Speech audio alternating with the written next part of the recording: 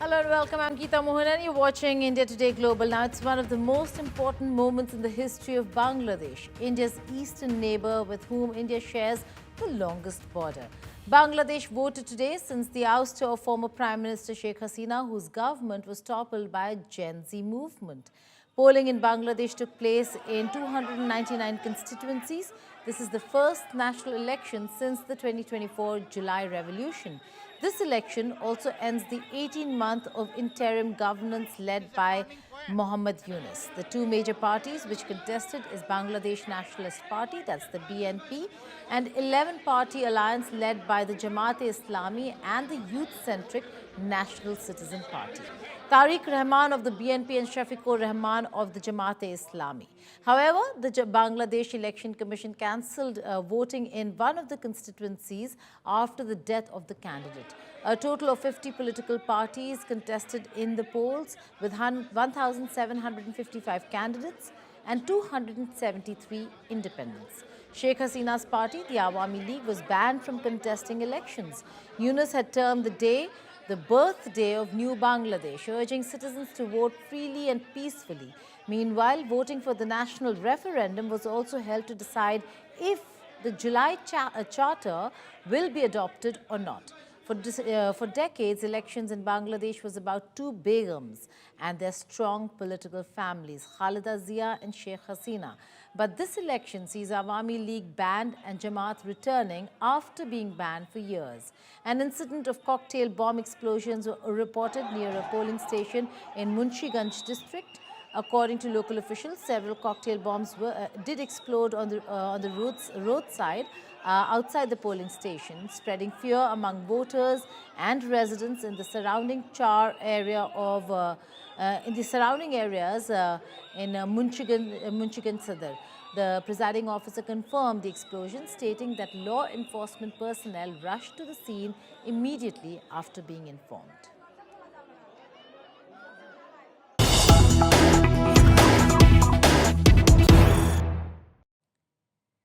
And news just coming in, this is again to do with Bangladesh polls. Tarique Rahman, son of Khalida Zia of the BNP, he heads the BNP now, is leading in polls. That's news coming in. These are early trends, but it's important. Results are likely to be out by tomorrow afternoon. Sources in the Bangladesh government say that the new government is likely to take oath by 17th of February. The ex-Prime Minister Khalida Zia and late Prime Minister Khalida Zia's son is the front runner when it comes to the next Prime Minister of Bangladesh. Tarique Rahman looks set to become the next Prime Minister. Indrajit Kundu, my colleague who is in Dhaka following all the developments and has covered the election far and wide, joins me for more on this. Indro, it seems like Tarique Rahman is set to be the next Prime Minister of Bangladesh, although, like you had said yesterday, that the voting and the elections is bipolar between BNP and Jamaat. Well, that's right. It was a bipolar contest and a fierce contest nonetheless. But as early trends emerge right now and all through the night, the counting process will continue. Most in Bangladesh media are now reporting that the BNP is already leading. Now, these are unofficial numbers. The Election Commission hasn't come up with the official numbers because it will take some time. It's a tedious process. The elections have taken place on ballots. There are 42,000, mind you, election centers, polling booths. All these numbers will have to be tallied. So one can expect a final result by tomorrow morning, later half of the morning.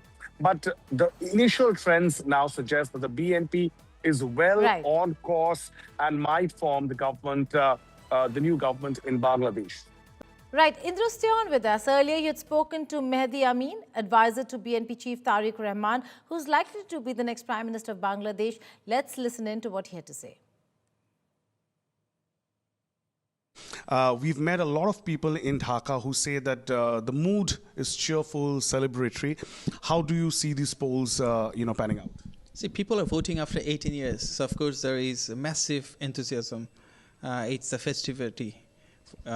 People believe that for the first time in many years, they'll be able to express themselves, choose their own representatives. BNP being the largest party, most popular political party, we believe if it's a free, fair and credible elections, we are on course to win. Unfortunately, last night we saw some sporadic incidents where our opposition party tried to capture different polling centers. We saw how they tried to provoke violation. They tried to provoke violence. There were activities which violate the electoral integrity and rules. But we put our trust on the interim government, on the election commission and the law enforcement agencies. And we believe if we all work together, pro-democracy stakeholders ensure peace and coexistence. If the elections are free and fair, so you're saying there's still some amount of anxiety within the VNP that there might be, some illegitimate acts during the poll process? Last night, right, there were clear evidence of some activities that took place that hampers the electoral integrity. But similar allegations have come against your party as well. Some. There are allegations, but the evidence, the proof goes against them. That's the ground reality. But having said it all, since this morning we have seen volumes of people in every center coming out with passion, with enthusiasm. So it's a celebration.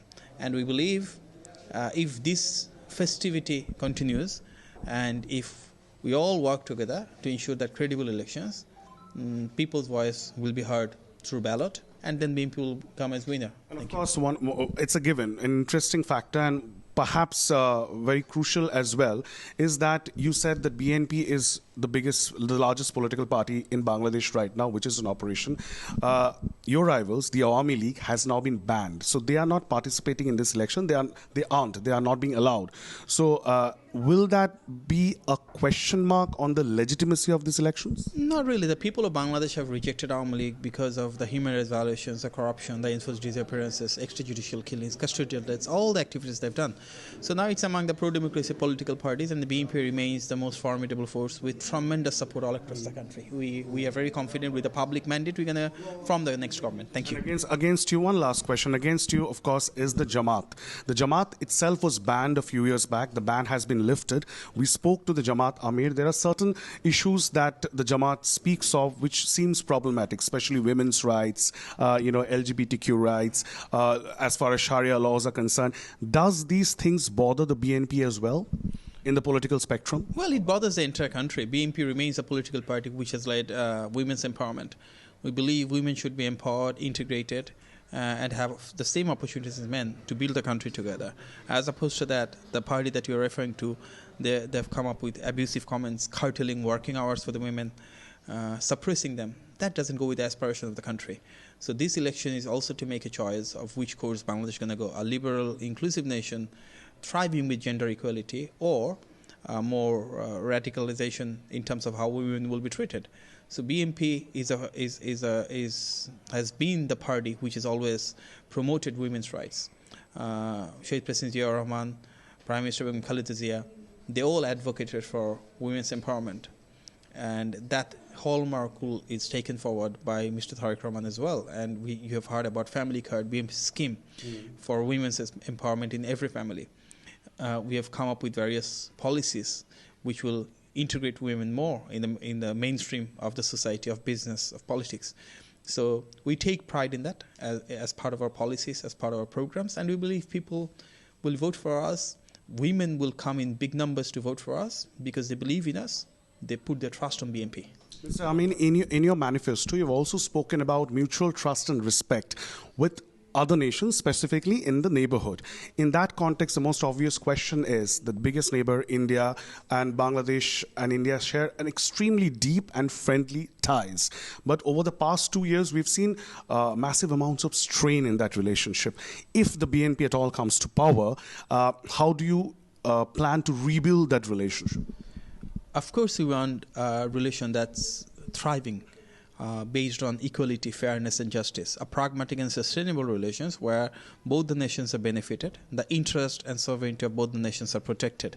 It's only in the interest of both the nations to forge people-to-people ties, to enhance connectivity, for bilateral relations, for multilateral relations. So every attempt should be made to enhance the ties but while ensuring that the relation is reciprocal and the relation serves the purpose of both the nations. So when you say reciprocal, one last point, then will the presence of the former Prime Minister, who is convicted now, Sheikh Hasina, in Delhi, will that have an impact on the bilateral relationships between India and Bangladesh? Of course, once we form the government, we'll talk on that on bilateral level, based on the aspiration of the people of Bangladesh, what the people of Bangladesh want. BNP being a pro-people party, will try to reflect the aspiration and sentiment of the people while we handle every issue, including this one. Confident you're forming the government? As long as the election. Indra, very briefly coming to you, contrary to reports and as anticipated, voter turnout was actually quite all right and there was no violence, or very little. Well, that's right. Sporadic violence. We still have the entire night, to bear when the counting process takes place. But as far as the voter turnout numbers are concerned, the exact figure is yet not out. But till about 2 p.m. this afternoon, the voting percentage was 48%, so almost 50%. So one could expect this to cross 50%, maybe 55 to 60%, unofficial numbers coming in. But we'll have to wait for the Election Commission to come out with the exact data. All right, keep tracking developments in Dhaka. We'll join you early tomorrow morning to get a sense of where Bangladesh is headed. Thank you so much, Indrajit. Now, India Today Global is where the news is. From Bangladesh to Iran, India Today had yesterday brought you ground report from Tehran on how the country marked its 47th anniversary. Now, it's the people turned out in large numbers, showing solidarity as the country reels under war threat and sanctions. Today, the network's reporter Sumit Chaudhary brings to you a report from inside Iran's biggest research and technology center, which is popularly called the Silicon Valley of Iran.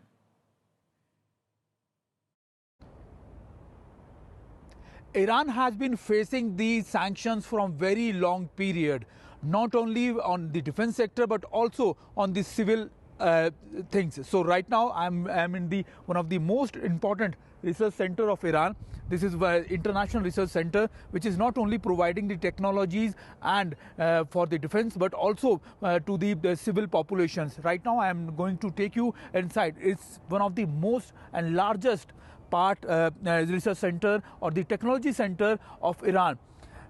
When there is a whole scenario of warlike situation in Iran and between the US, that particular time, what is the condition in Iran? How normal life people have been living? So we are bringing all these pictures to you.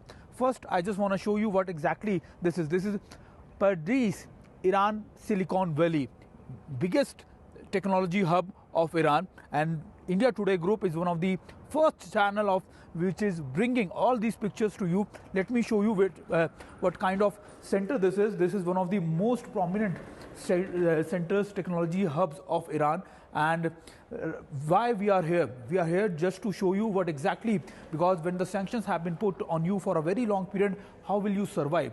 So that is the biggest challenge with the Iranian government, and that's why the Iranian government have been working continuously on the research part of this on a very prominent way. So today we are going to bring all these pictures to you, which gives you an idea how Iran have been surviving with all these sanctions from very long period. You can watch a detailed report on the developments in Iran on India Today Global. But for now, let's take a look at some other stories from across the world and World at a Glance.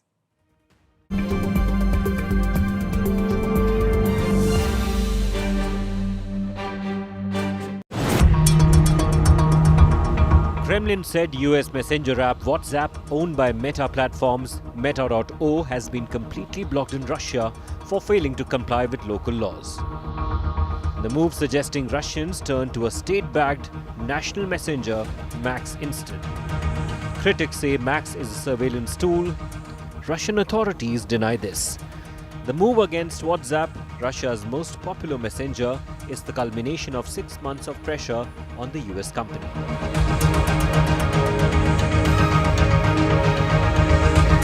The top executive at Meta Platforms, Instagram, defended the social media platform's choices around features that some company insiders called harmful for young users.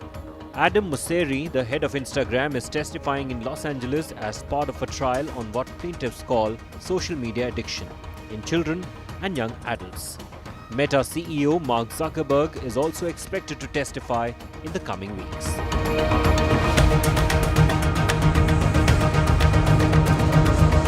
European allies at NATO brushed aside concerns that the US has stepped back from its leadership role of the world's biggest security organization, leaving them and Canada to do the lion's share of defending Europe. US Defense Secretary Pete Hegseth did not attend the gathering of defense ministers at NATO headquarters in Brussels. His no-show came after Secretary of State Marco Rubio skipped the last meeting of NATO foreign ministers in December.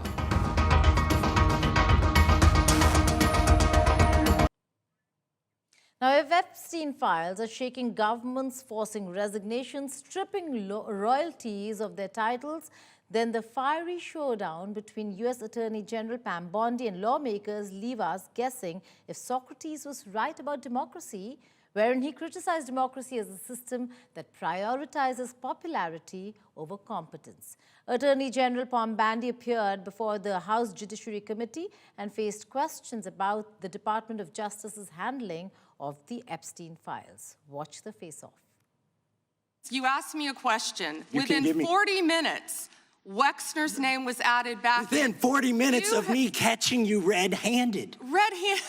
There was one redaction out Where of he's over listed as a co-conspirator. 4,700, and we invited you in. This guy has Trump derangement syndrome. He needs to get. You're a failed politician. You need to get on these matters. Mr. Chairman, please, Attorney General of the United States, we have rules here. You're obsessed with him. You're the Attorney General of the United States. You're obsessed with Donald Trump. You have Trump derangement syndrome. Mr. Chairman, I'd like my time restored. I'd like my time restored. In your district. In your district, and you don't even know about it, about keeping children safe from online predators. Can you tell us who sent her there, since you don't agree she should be there? You know, instead of talking about Ghislaine Maxwell, who hopefully will die in prison, you should be talking about Irina Zarutska. I have a couple of who died on a subway. Right, and I absolutely... You don't talk about that. I have been talking about it and actually helping with these issues. But we're going to move back to you. I bet we are. Yes, of course, because you're here to testify. That's what the whole point of this endeavor is. So, of course, we're moving back to you. It is all about you. It is shocking that the department did not redact the names of Epstein's victims, but it did redact the names of their abusers. How many of Epstein's co-conspirators have you indicted? How many perpetrators are you even investigating? You showed it. I find it. How many have you indicted? Excuse me. I'm going to answer the question. Answer my question. No, I'm going to answer the question the way I want to answer the question. No, Your you're going to answer the theatrics are question the ridiculous. way I asked it. Chairman Jordan, I'm not going to get in the gutter with these people. You can let her filibuster all day long, but not on our watch. Not on our time. No way.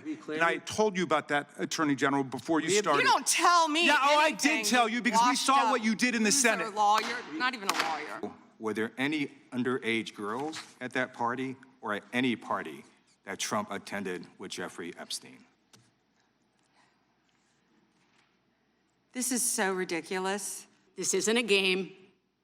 These are real people. You are not interested in talking with these officials who have ties to Jeffrey Epstein. What does across ties the mean? world, Can you define that? across the world, Can you prominent define men ties? who've been exposed in the files have resigned their jobs in disgrace. And that's a good first start. And that same Disgrace standard, is not saying the word this Chris same Malin. standard should apply here. And Americans want accountability. Who is Chris Malin? Was the president aware? Please stop talking. It is not your time to ask questions. It is not your time. I'm reclaiming my time, Mr. Chair. One second. Time belongs to the gentlelady from Vermont. Was the president aware of Secretary Lutnick's ties to Epstein when he chose him to lead the Department of Commerce? Was he aware? Chris Malin was a Border Patrol agent. Okay, so I'm going to conclude that the president, in fact, did know about his ties because he was the next door neighbor. Shame on you. Oh, for goodness sakes. This is pathetic. This is pathetic, Mr. Chair. Will be in order. I am not asking trick questions here. Well, it seems like the Epstein files is an inconvenient space for the Trump administration, and this will continue for some days to come. But it's time for me to close the show. Thank you so much for watching. Goodbye and take care.